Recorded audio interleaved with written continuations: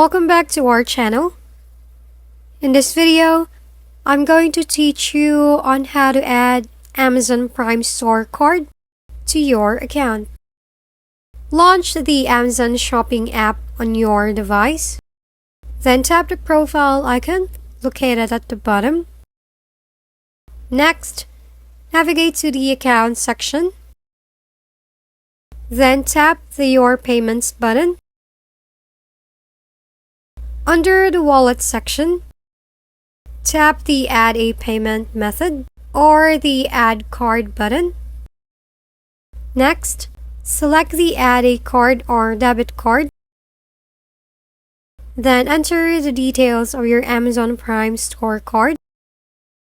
After that, tap the Add and Continue below. Wait for Amazon to verify your card and add it to your wallet. When it is done, you can now use your Amazon Prime Store card at checkout. If you found this video helpful, please like and subscribe. If you have any questions, drop them below, and we'll see you on the next video.